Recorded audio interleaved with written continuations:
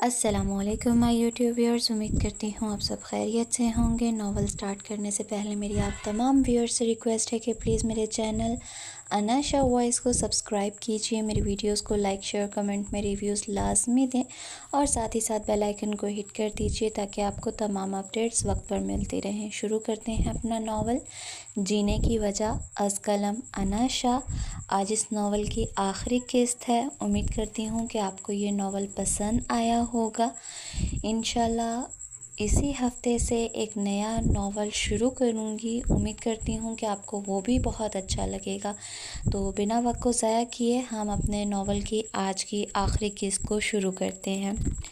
چلو شاباش، اب بتا بھی دو، 2 ہفتے کہاں کہاں گزارے؟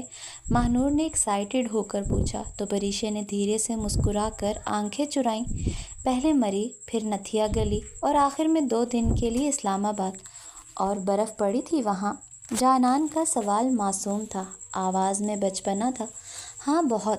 مری پہنچے تو پہلی ہی رات برف باری شروع ہو گئی تھی، اور آپ سب کو پتہ ہے وہاں پر انہوں نے میرا بہت خیال رکھا، مجھے خود اپنے ہاتھوں سے چائے بنا کر دیتے تھے۔ شادی سے پہلے مجھے نہیں پتا تھا کہ فرحاد اتنے اچھے ہوں گے۔ کتنا رومانٹک ہے تمہارا شوہر یار۔ ماہنور نے لمبی سانس کھینچی۔ رومانٹک کا تو مجھے پتہ نہیں، پر وہ خاموشی سے میری بہت ساری ضد پوری کرتے ہیں۔ میں نے کبھی نہیں سوچا تھا میرا ہم سفر اتنا اچھا ہوگا۔ ماشاء اللہ، دانین نے خوشی سے کہا۔ کھانے کہاں کہاں سے کھائے؟ جانان کی دلچسپی اب کسی رپورٹ جیسی لگ رہی تھی۔ نتھیا گلی میں ایک چھوٹا سا کیفے تھا، پرانا سا، لکڑی کی میزیں اور باہر برف۔ زیادہ تر ہم وہیں بیٹھ کر کھانا کھاتے تھے کیونکہ وہ میری فیوریٹ جگہ تھی۔ پریشے نے ہنستے ہنستے نظریں جھکا لیں، اور آپ سب کو پتہ ہے کہ وہ دل کے بہت اچھے ہیں۔ اسلام آباد میں میری آخری رات جب ہم مارگلا پہاڑیوں پر گئے، انہوں نے کہا، پری اگر تم نہ ملتی تو زندگی بہت خالی رہتی، شاید میں کبھی جینا سیکھ ہی نہیں پاتا۔ ایک لمحے کو خاموشی چھا گئی، پھر دانین نے آہستگی سے کہا، یہ تو بہت اچھی بات ہے، اب تمہیں بھی چاہیے کہ تم ان کا خیال رکھو، ان کی ہر چھوٹی سی چھوٹی چیز کا۔ پریشے نے سر ہلایا۔ تصویریں بنائیں؟ جانان نے آنکھیں چمکائیں۔ بہت سی ہیں، کچھ میری ہیں، کچھ صرف ہماری، اور کچھ ایسی جنہیں دیکھ کر میں خود کو خواب میں محسوس کرتی ہوں۔ خوش ہو؟ ماہنور کی آواز مدھم تھی۔ پریشے کی پلکیں تھر تھرا گئیں۔ بہت زیادہ، اتنا کہ ڈر لگتا ہے کہیں یہ سب کچھ چھن نہ جائے۔ نہیں پری، جس محبت میں سکون ہو وہ چھنتی نہیں، رب کی امانت ہوتی ہے۔ دانین کی بات پہ تینوں نے خاموشی سے اس بات میں سر ہلایا۔ کہاں گئی ماہنور؟ یار آدھا گھنٹہ ہو گیا، وہ کہہ کے گئی تھی بس واش روم جا رہی ہوں، ابھی تک واپس نہیں آئی۔ جانان نے تیسری بار موبائل چیک کرتے ہوئے کہا۔ مجھے کچھ عجیب سا لگ رہا ہے، پریشے نے دبی دبی گھبراہٹ میں کہا۔ پہلے ہی ان کی طبیعت خراب رہتی ہے، اور آج بھی صبح کہہ رہی تھی طبیعت ٹھیک نہیں ہے۔ اذلان بھائی نے منع بھی کیا تھا کہ آج یونیورسٹی نہ جاؤ، لیکن زبردستی آئی ہے، دانین نے آہستگی سے کہا۔ جانان نے بے چینی سے ادھر ادھر دیکھا۔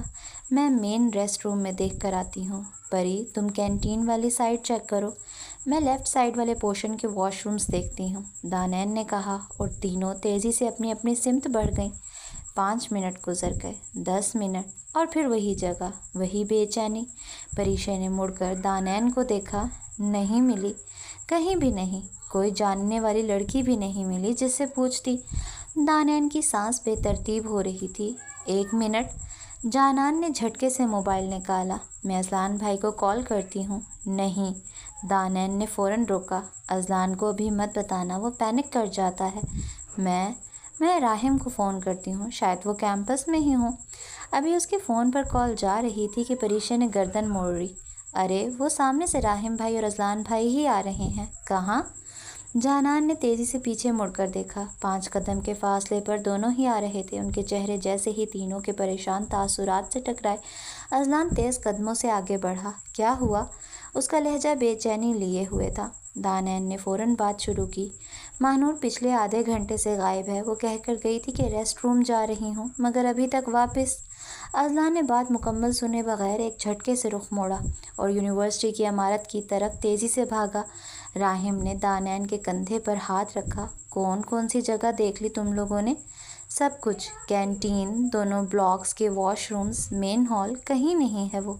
پریشے کی آواز رک رک کر نکل رہی تھی۔ جانان نے دھیرے سے کہا، اذلان بھائی کا بھی نمبر بن جا رہا ہے، شاید اندر سگنل نہیں آ رہے۔ راحم نے کچھ کہے بغیر فون نکالا، فوراً کسی نمبر پر کال ملائی۔ مین گیٹ والے گارڈ کو بولو اگر کوئی لڑکی باہر نکلی ہے تو بتایا جائے، ابھی۔ پھر وہ ان تینوں کی طرف مڑا، چلو ایک بار سب ساتھ چلتے ہیں، شاید کچھ پتہ لگ جائے۔ پانچوں اب ساتھ تھے، قدم تیز، دل بے چین، آنکھیں چاروں طرف۔ پریشے نے بے چینی سے اپنی جھکی ہوئی کلائیاں پکڑ لیں۔ مجھے بہت ڈر لگ رہا ہے، وہ اچانک ایسے، کچھ ہو نہ گیا ہو؟ نہیں، دانین کا لہجہ سخت ہوا، ہم کچھ ہونے ہی کیوں دیں گے، وہ ہمارے ساتھ تھی، ہماری ذمہ داری ہے۔ کاش میں اس کے ساتھ چلی جاتی، اس نے کہا تھا کہ بس 2 منٹ میں آتی ہوں، میں نے ہنس کر کہا تھا، جاؤ جاؤ، پورا ریسٹ روم اپنا ہی سمجھ لو۔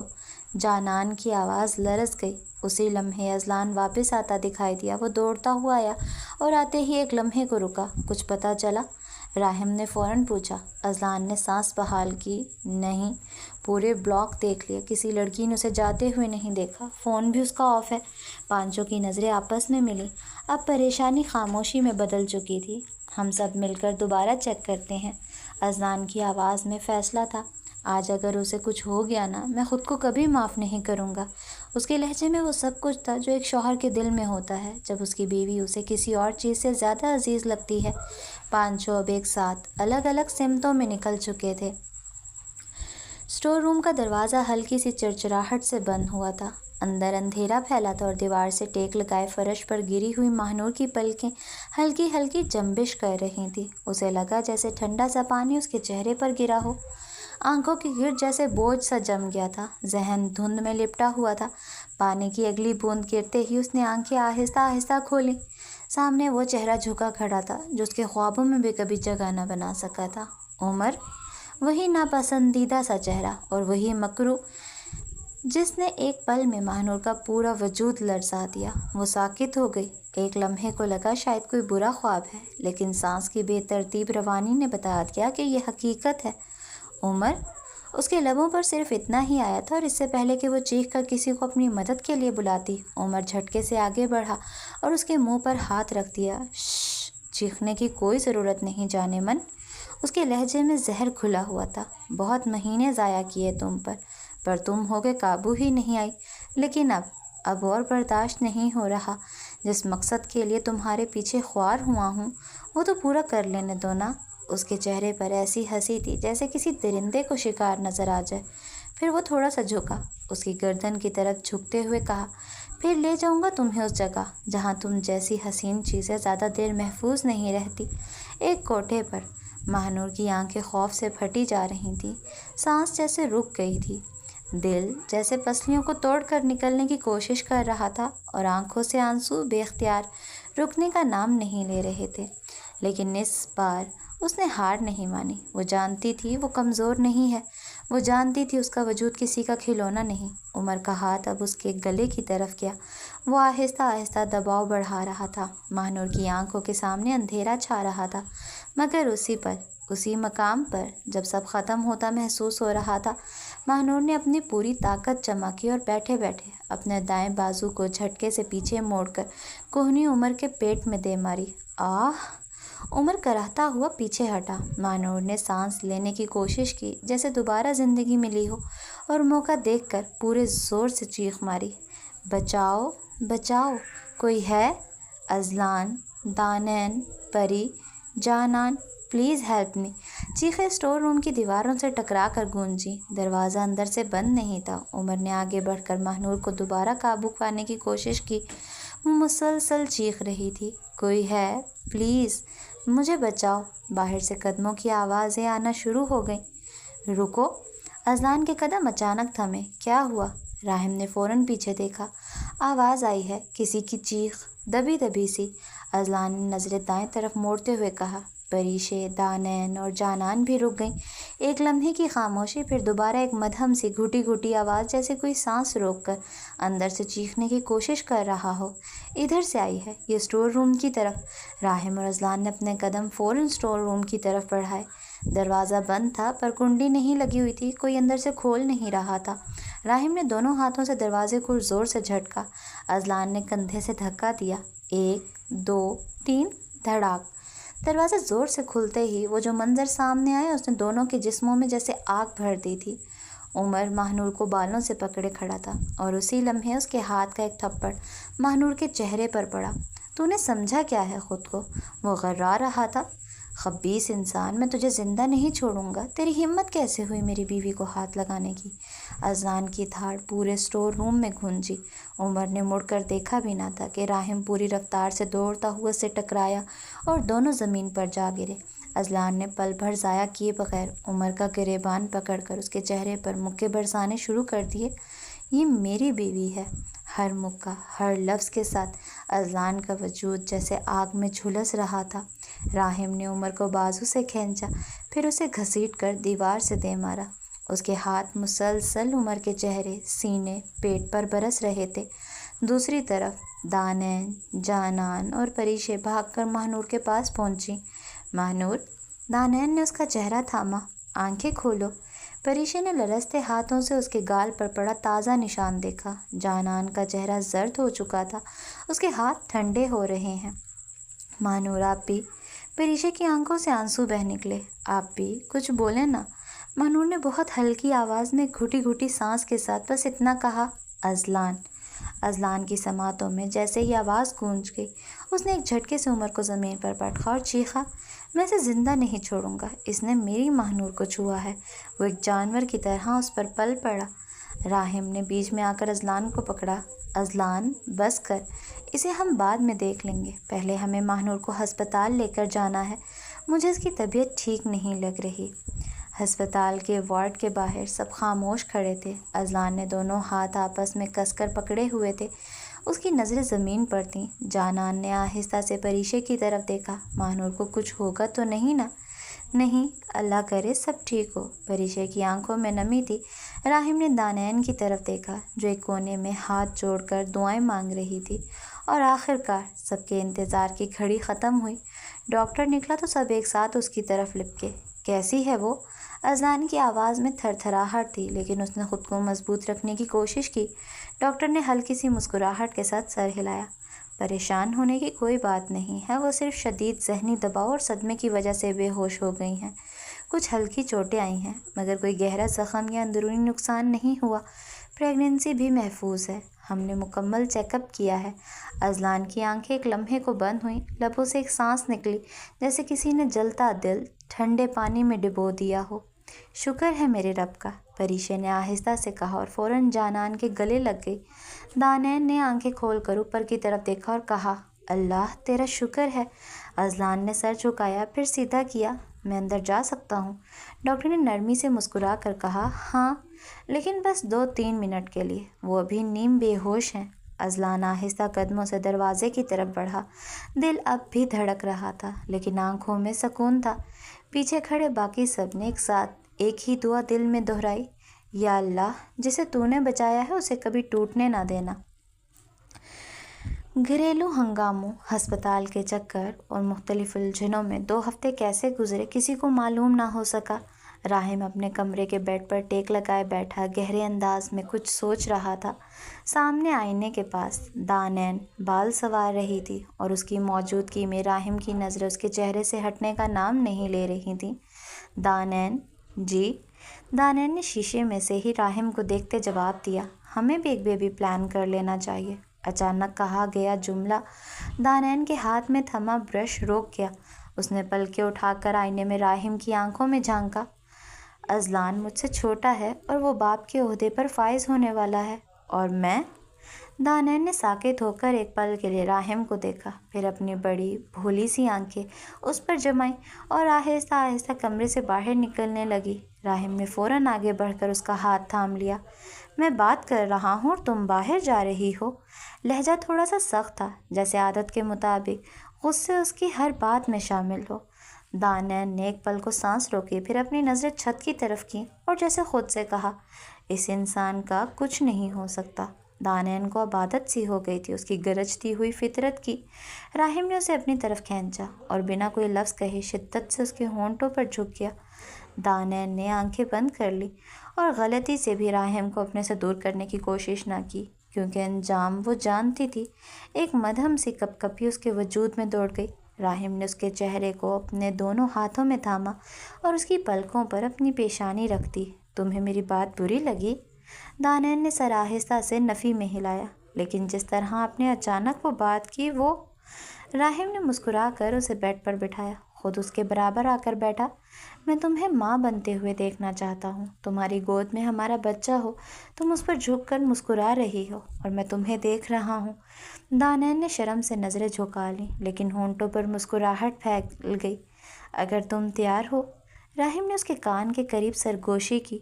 तो दानैन ने आंखें उठाकर पूछा, तो मैं आज से इस सफ़र का आगाज़ करना चाहता हूँ जो सिर्फ तुम्हारे साथ मुकम्मल हो सकता है। और अगले ही लम्हे वो दोनों एक दूसरे के इतने करीब आ चुके थे कि कोई और फासला बाकी ना रहा।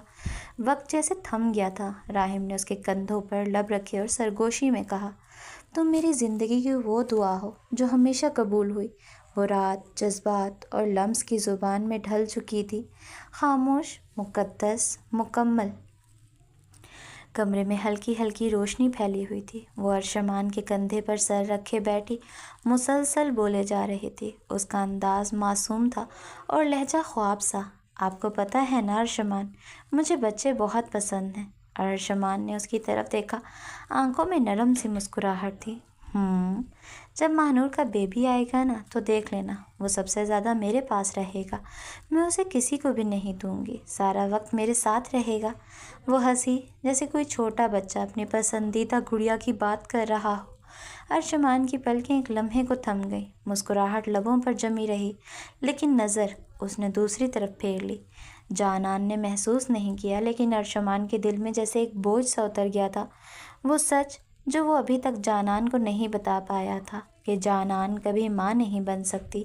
और जानान, वो तो बच्चों से इतनी मोहब्बत करती थी। अरशमान ने अपने बाजू उसके गिर्द सख्ती से लपेटे और आहिस्ता से कहा, मेरी जान, अगर तुम्हें बच्चा ज़्यादा पसंद आया तो हम अज़लान से वो बच्चा ले लेंगे। जानान ने हंसते हंसते उसे गोहनी मारी। नहीं, वो बच्चा तो अज़लान भाई और महानूर का होगा। फिर उसने मुस्कुराहट के साथ नज़रें ऊपर की तरफ की। अल्लाह पाक हमें हमारी अपनी औलाद देगा इंशाअल्लाह। अरशमान ने उसके चेहरे को बगौर देखा, जैसे हर लफ्ज़ उसके दिल में खंजर बनकर उतर रहा हो। एक लम्हे को खामोशी छा गई, फिर वो आहिस्ता से बोला, नहीं जानान, अभी फ़िलहाल मैं बच्चा नहीं चाहता, बल्कि सच कहूँ तो मैं चाहता ही नहीं कि हमारे दरमियान कोई आए। जानान का चेहरा एक लम्हे को साकित हो गया। क्या मतलब?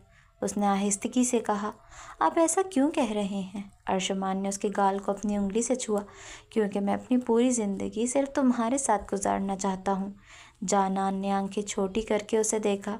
अरशमान, आप भी ना, ये कैसी बातें कर रहे हैं? औलाद अल्लाह की रहमत होती है और आप कैसे इस रहमत की नाशुक्री कर सकते हैं?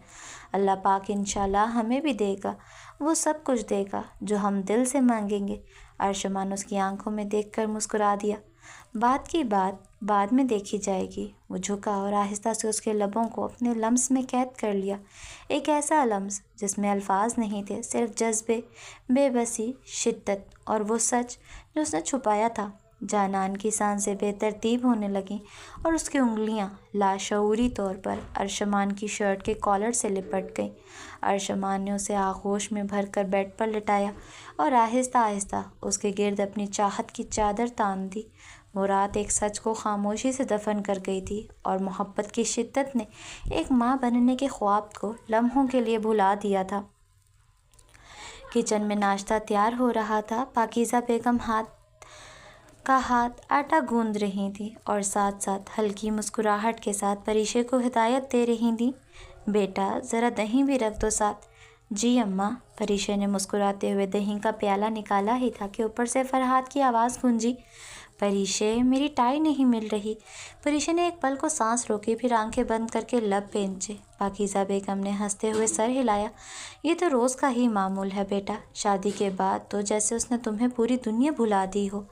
परीशे ने अनसुना करते हुए दही का प्याला मेज़ पर रखा, पर अगली पुकार सुनकर पाकीज़ा बेगम ने फ़ौरन कहा, जाओ जाओ बेटा, अभी नहीं गई ना तो वो चीखता हुआ यहीं आ जाएगा, फिर इतना लंबा लेक्चर देगा कि नाश्ता भी बीच में रह जाएगा। परीशा ने बेबसी से पलकें झपकी। अम्मा, पुलिस वाले ऐसे होते हैं? पाकीज़ा बेगम ने कहका लगाया। ये वाला तो खासा ठरकी पुलिस वाला है बेटा, चलो अब जल्दी जाओ। परीशा ने लंबी सांस ली और कदम घसीटती हुई कमरे की तरफ गई। दरवाज़ा गुस्से से बंद किया और जैसे ही नज़र सामने गई, मुस्कुराता चेहरा, बाजू बांधे, दीवार से टेक लगाए फरहाद सामने खड़ा था। उफ फरहाद, परीशा ने कदम आगे बढ़ाते हुए झंझला कर कहा, ये क्या बच्चों वाली हरकतें करते रहते हैं? आपको पता भी है अम्मा के सामने कितनी शर्मिंदगी होती है मुझे कभी नहीं लगा कि इतना संजीदा पुलिस वाला इतना ठरकी भी हो सकता है। इससे पहले कि परीशा अपनी बात मुकम्मल करती, फरहाद ने आगे बढ़कर एक हाथ उसकी कमर पर रखा, दूसरा उसके सर के पीछे और उसे अचानक अपनी बाहों में भर लिया। अगर तुम नहीं चाहती कि मैं काम पर ना जाऊं तो साफ साफ बोल दो, मुझे तो कोई मसला नहीं है, लेकिन फिर तुम्हारी ये छोटी सी जान मेरी शिद्दत बर्दाश्त नहीं कर पाएगी। फरहाद ने उसके कान के करीब सरगोशी की। और वैसे भी तुम्हें तो पता है मुझे जुड़वा बच्चों का कितना शौक़ है। परीशा की आंखें हैरत से फैल गईं, चेहरा लाल हो गया। उसने अपना चेहरा ऊपर करके गुस्से से और शर्म से लबरेज अंदाज में कहा, हाँ, जिसके लिए आप रोज़ रात को मेरी जान जोखम में डाल के रखते हैं। ये कहते ही खुद ही अपनी बात का मतलब समझकर शर्म से झेंप गई और नज़रें नीची करते हुए फरहाद के सीने में छुपने की कोशिश की। फरहाद का बेबाक कहका कमरे में गूंजा, मेरी बेगम, जब तक मैं जुड़वा बच्चों का बाप नहीं बन जाता ना, तुम्हारी छोटी सी जान को ये सब कुछ सहना पड़ेगा। फरहाद प्लीज़। परीशा ने जल्दी से उसके मुंह पर हाथ रखा। शर्म से चेहरा लाल था, कान सुर्ख हो चुके थे। फरहाद ने उसके हाथों को चूम कर अलग किया, फिर आहिस्ता आहिस्ता उसके चेहरे पर बोसों की बरसात कर दी। परीशा की सांसें बेतरतीब होने लगीं और उसका वजूद एक बार फिर इस चाहत के तूफान में गुम हो गया जिसका मरकज़ सिर्फ और सिर्फ फरहाद था। 7 साल बाद शाह हाउस के लॉन में हंसी का एक मेला लगा था। सब्ज़ घास पर इधर उधर दौड़ते नन्हे कदमों की चाप और उनके पीछे भागती बेबसी भरी आवाज़ें। 4 साल पहले आगा जान अपनी हकीकी मंजिल की तरफ लौट गए थे और उनकी जगह बच्चों की कलकारियों ने ले ली थी। मेरी गुड़िया वापस करो। एक प्यारी सी गोल मटोल सी बच्ची अपने छोटे से पाँवों से किसी के पीछे दौड़ रही थी। वो नूरैन थी, राहिम और दानैन की बेटी, 5 साल की, एक मुकम्मल गुड़िया जिसकी आंखें बिल्कुल अपनी माँ दानैन जैसी और नाजो अदा बाप राहिम से विरासत में मिले थे। नरमो नाजुक लेकिन बातों में मुकम्मल शहजादी। ये गुड़िया अब मेरी है। ये ऐलान 3 साला रायान ने किया था, जो मुकम्मल राहिम की कॉपी था। रायान खान 3 साल का, मगर पोजेसिव ऐसा जैसे हर चीज़ उसकी मलकियत हो। सीधी बात, जो चीज़ हाथ में आ गई वो उसी की। और जब वो अपनी बहन के करीब किसी को आता देखता, ख़ास तौर पर आयान को, उसकी आंखों में फ़ौरन बाप जैसा गुस्सा आ जाता। तुम दूर रहो मेरी आपी से। रायान ने छोटा सा सीना तान कर अयान को धक्का देने की कोशिश की। अयान अजलान खान, 7 साल का, अजलान और महानूर का बेटा, तहम्मुल मिजाज, हंसमुख, सबको छेड़ने वाला, लेकिन दिल का बहुत नरम। अरे यार, तुम्हें हर बात में गुस्सा क्यों आ जाता है? अयान हंसता हुआ पीछे हटा। मैं तुम्हारी आपी को कुछ नहीं कह रहा, बस खेलने की दावत दे रहा था। रायान ने आंखें तंग की। दावत ना दिया करो, मेरी आपी सिर्फ मेरे साथ खेलेंगी। अयान ने दोनों हाथ उठा दिए। ओके ओके साहब, जैसे तुम्हारा हुक्म। और फिर अचानक ही सब बच्चों की तवज्जो छोटी सी सुनहरी लड़की की तरफ चली गई, जो झूले पर बैठकर अपनी गुड़िया को दवाई दे रही थी। ये लो बेबी, दवाई पी लो ना, वरना डॉक्टर अंकल नाराज़ होंगे। ये थी रुहाब अजलान खान, महानूर और अजलान की छोटी बेटी। वो महानूर की जीती जागती डिट्टो कॉपी थी। गुलाबी गाल, चमकती शरारती आंखें और हर वक्त किसी न किसी बहाने से सबको तंग करने की आदत। रुहाब, क्या कर रही हो? नूरैन ने आवाज़ दी। बेबी बीमार है, इसे दवा दे रही हूँ, तुम लोग शोर ना करो। रुहाब ने हाथ नचा कर सबको चुप करवाया। अरे तुम बीमार हो या बेबी? अयान ने मजाक उड़ाया। आपने मुझे तंग किया तो बाबा को बोलूँगी। रुहाब ने नाक सुकेड़ी। फिर वो आपको डांटेंगे। जबकि अपने बच्चों की शरारतें देखते वहाँ मौजूद तमाम बड़े मुस्कुरा दिए थे। सिकंदर विला में आज भी वही रूटीन चल रही थी। सब इस वक्त लाउंज में बैठे बातें कर रहे थे। दादी सबको छोड़कर अपनी आखिरी आरामगाह चली गई थी। जानान ने एक हाथ में दूध की बोतल पकड़ी हुई थी और दूसरे बाजू में वो 1.5 फीट का नखरेबाज शहजादा था, बालाज फरहाद खान, जिसे सारा दिन सिर्फ और सिर्फ जानान की गोद में ही गुजारना पसंद था। ना किसी और की आवाज़ भाती, ना किसी और की गोद में सुकून मिलता। बस जानान, जानान और सिर्फ जानान। बस कर दो बालाज बेटा, मामा भी थक जाती हैं, नीचे आ जाओ ना थोड़ा, जानान ने नरमी से कहा। पर शहजादा तो अपनी मामा की गोद से नीचे आने को तैयार ही नहीं था। छोटा सा मुंह बसोरा, नन, और साथ ही इतनी ज़ोर से उसने जानान की कमीज़ खींची कि जानान को तवाज़ुन बचाना मुश्किल हो गया। या अल्लाह, इस बच्चे में इतनी जान कहाँ से आती है? जानान ने मुंह ऊपर को किया और थकी थकी सी सांस ली। इसी वक्त अरशमान अंदर दाखिल हुआ, हाथ में फाइल्स और चेहरे पर शदीद झंझलाहट। फिर गोद में है ये जिन? जानान ने खामोशी से इस बात में सर हिलाया। नीचे रखूं तो चीखें मारता है। अरशमान ने दोनों हाथ फिजा में उठाए। बस करो यार, ऐसा लग रहा है तुम लोग बच्चा नहीं पाल रहे बल्कि किसी नस्ल के कबीले का सरदार पाल रहे हो।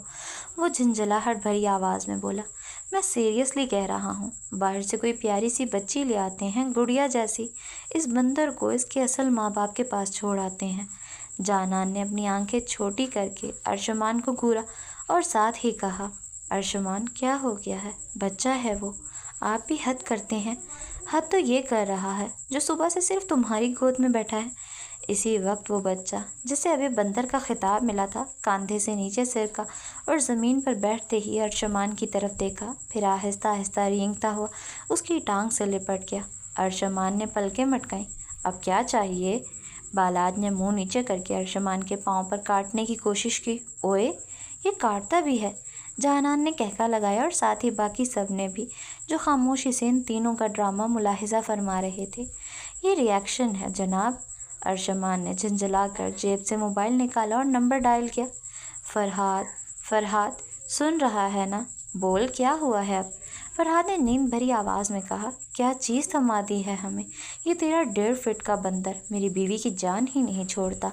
फरहाद ने ज़ोरदार जमाई ली। यार सच कहूँ तो मैं खुद इसकी हरकतें देखकर परेशान होता हूँ। ना माँ पर गया है ना बाप पर। मेरा तो इतना भी चिपका मिजाज नहीं था। ये तो जिस लड़की को देखता है लिपकता है और मर्दों को देख के तो ऐसे मुंह बनाता है जैसे एलर्जी हो।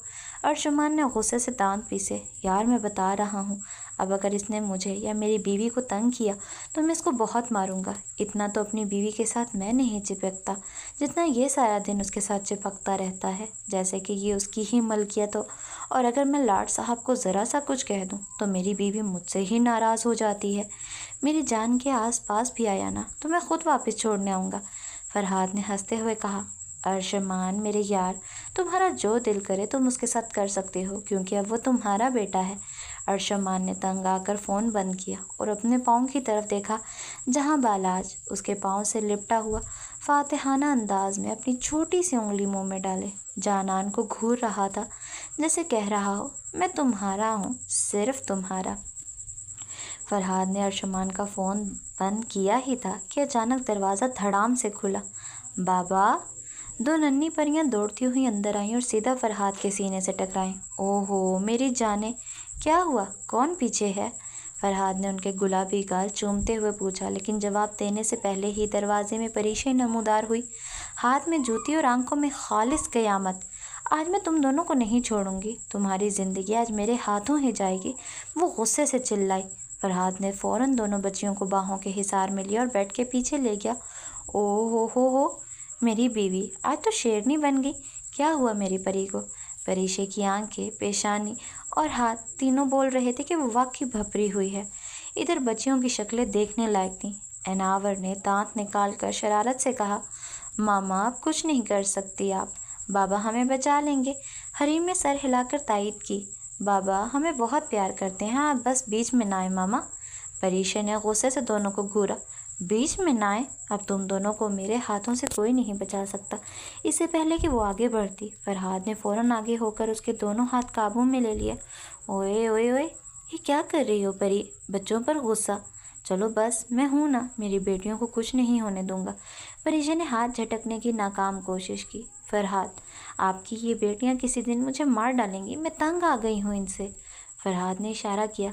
एनावर, हरीम, जाओ बाहर जाओ, बाबा मामा बात कर लें। दोनों बेटियां हैरत अंगेज समझदारी का मुजाहिरा करते हुए फ़ौरन निकल गईं। लेकिन जाते जाते एनावर ने फ़ख्रिया कहा, बाबा हमें बचा लेंगे, क्योंकि बाबा हमारे हैं, सिर्फ हमारे। दरवाज़ा बंद होते ही फरहाद ने परीशा को आहिस्ता से बेड पर लिटाया और उसके ऊपर झुकते हुए नरमी से उसके चेहरे को छुआ। मेरी परी को क्या हुआ है? इतना गुस्सा क्यों? परीशा ने गुस्से से आंखें बड़ी की। क्या हुआ है? आपकी बेटियों ने पहले शोर कर कर के अम्मा के सर में दर्द कर दिया था, उन्हें दवा देकर सुलाया तो इन्होंने मेरे बालों में च्युइंगम चिपका दी है। अब आप ही बताइए, च्युइंगम मैं कैसे निकालूं? ये कहते ही परीशा ने बच्चों की तरह रोना शुरू कर दिया।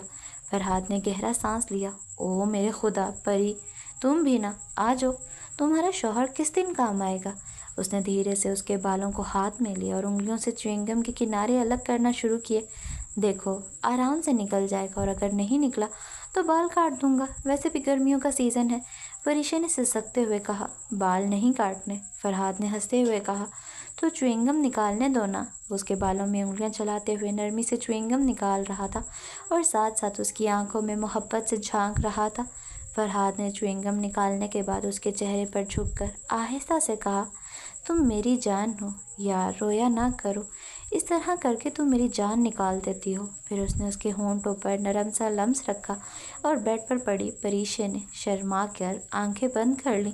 दूसरी तरफ दरवाजे के पीछे बैठी अनावर ने हरीम से सरगोशी की। देखा, मामा बिल्कुल चुप हो गई ना, बाबा सब कुछ ठीक कर देते हैं।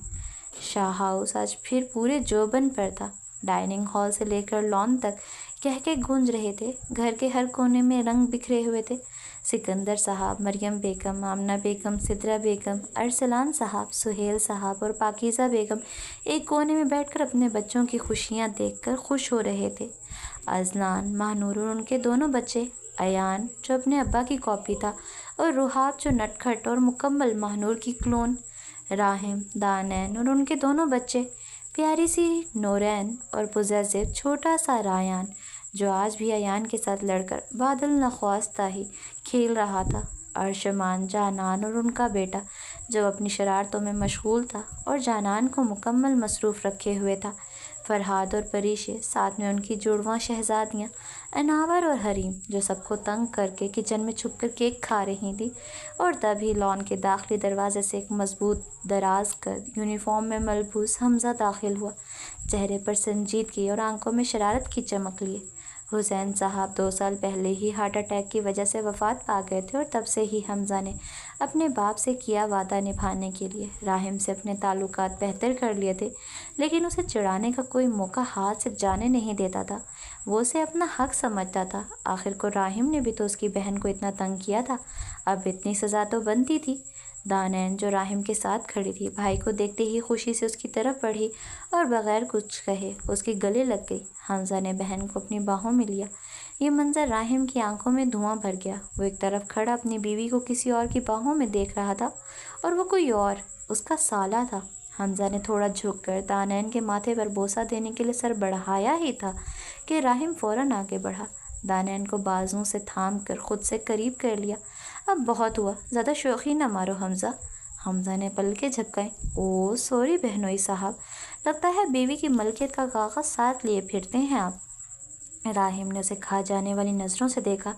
तेरी ये ज़ुबान कभी मेरे सब्र की हद फलांग गई ना तो वर्दी में ही सज़ा मिलेगी। हमज़ा ने बेनियाजी से दांत निकाले। वर्दी में नहीं, बहनोई के अना पर लगा कर मारूंगा। आखिर आपने मेरी बहन को इतना तंग किया, अब तो बदला बनता है ना। दानैन हंसते हुए दोनों के दरमियान आ गई। अच्छा बस बस, आप दोनों बड़े हैं, सब देख रहे हैं। राहिम ने दानैन के कान में झुककर सरगोशी की, जिस पर दानैन ने शर्मा कर नज़र झुका ली। तभी पीछे से नूरैन दौड़ती हुई आई। मामा, रायान मुझे तंग कर रहा है, कहता है मैं झूले पर नहीं बैठ सकती। जबकि नूरैन की बात सुनते राहिम और दानैन दोनों ने अपने कदम आगे की तरफ बढ़ाए थे। ماں نور نے سب کو یوں ہنسی خوشی دیکھتے اذلان کی طرف مسکراہٹ پاس کرتے ہوئے کہا، میں بہت خوش ہوں کہ اللہ نے مجھے بہترین سے نوازا۔ پریشے نے اپنی بیٹیوں کو آتے دیکھ کر کہا، کیا پھر کوئی الٹا کام کیا ہے تم دونوں نے؟ اناور اور حریم بیک وقت بولی، ماما بابا نے کہا تھا شرارتیں اچھی بات ہوتی ہیں۔ فرحات نے جھوٹ موٹ آنکھیں گھمائی، اب میری باتوں کا غلط مطلب نہ نکالو۔ سب کے کہکے گونجے۔ ادھر سکندر صاحب نے سب بچوں کو بلایا، آج تم سب کو ایک بات سکھانی ہے، یہ خاندان، یہ رشتے سب تمہاری اصل پہچان ہے۔ محبت، برداشت، ہنسی، یہی زندگی ہے۔ یہ کہانی تھی ان لمحوں کی جو خاموشی میں بولے تھے، ان رشتوں کی جو دل سے جڑے اور کبھی نہ ٹوٹے تھے۔ یہ عشق تھا جو ہر امتحان میں صبر سے جیتا۔ یہ خواب تھے جو آنکھوں میں پل کے حقیقت بنتے گئے۔ یہ کچھ چہروں کی مسکان تھی، کچھ آنکھوں کے خواب۔ یہ ماں کی دعا، باپ کی شفقت اور پیار کی کتاب۔ یہ شور میں چھپی محبت، یہ خاموشیوں کا مان۔ یہی تو تھے وہ لمحے جو بنے جینے کی وجہ کا سامان۔ یہاں ہوتا ہے یہ ناول کمپلیٹ۔ امید کرتی ہوں کہ آپ کو یہ ناول پسند آیا ہوگا۔ مزید میرے اچھے ناولز پڑھنے کے لیے پلیز اس چینل کو زیادہ سے زیادہ سبسکرائب کیجیے، اور ساتھ ہی ساتھ میری ویڈیوز کو لائک شیئر کمنٹ میں ریویوز لازمی دیں۔ بیل آئیکن کو لازمی ہٹ کر دیجیے تاکہ آپ کو تمام اپڈیٹس وقت پر ملتی رہیں۔ انشاءاللہ جلد ملیں گے ایک نئے ناول کے ساتھ۔ تب تک کے لیے اللہ حافظ۔ خود بھی خوش رہیں اور اپنے ارد گرد رہنے والے لوگوں کو بھی خوش رکھیں، اور مجھے اپنی دعاؤں میں یاد رکھیں۔